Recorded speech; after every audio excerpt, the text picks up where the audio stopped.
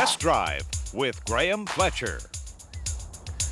This week on Test Drive, we look at Ford's latest subcompact. This is the 1994 Ford Aspire, a car that they've spent an awful lot of time and effort and money to get right.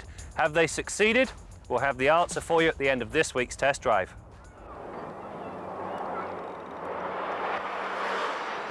The suspension on the Aspire is comprised of McPherson struts up front, complete with a roll bar, and a torsion beam axle in back.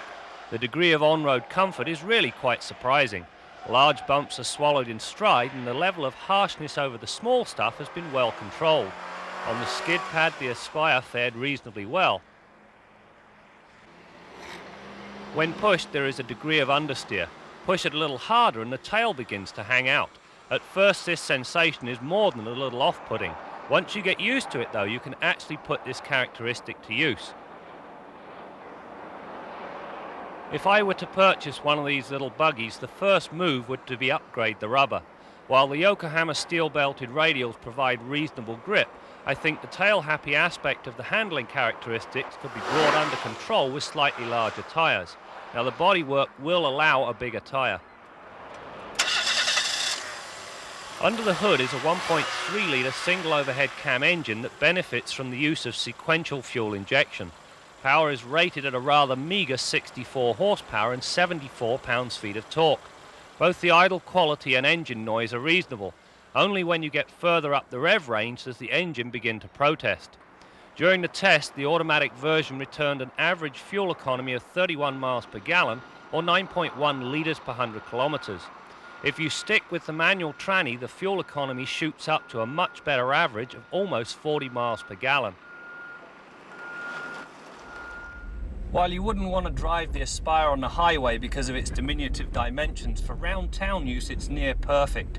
It's nimble, agile and very easy to park. The only other thing of concern is the choice of transmission. It's a must to go with the manual gearbox because the automatic, well, it's plain and simply as slow as molasses on a March morning. In the race to the 100k mark, the automatic Aspire requires 17 seconds. Now, slow is not the word. As I suggested, stick with the stick shift and you'll get much better fuel economy and a 0 to 100k time of just under 13 seconds. While not exactly quick, it is more than adequate in the city. Stopping power is provided by a power-assisted disc drum setup. During the brake test, we required just 111 feet to stop from 80k. The short stopping distances and excellent pedal feel get top marks. The optional anti-lock brake system is worth every penny of its $784 price tag. A point worthy of mention is the fact that the Aspire is the lowest priced vehicle on the market with both dual airbags and anti-lock brakes. One of the surprising things about the Aspire is the amount of room in the rear. There's ample leg room and reasonable headroom. Now, while you wouldn't want to sit back here if you had to drive across Canada, for running around town it's ideal. Up front, the seats offer a high degree of comfort. The dash is analog, easy to read and comprehensive. That said, the lack of a tachometer disappointed me. The heater controls and radio are placed in such a manner that you can reach both with ease. The trouble is, the buttons on the radio are tiny and very fiddly. To operate it, you must take your eyes off the road, which is not a good idea at the best of times. Below these is a dual coffee cup holder. Cigarette smoking caffeine addicts will be out of luck because you cannot use the ashtray if you use the cup holder. Ford get a couple of bonus marks for putting a rear wash wiper on this Aspire because this window collects more than its fair share of dirt.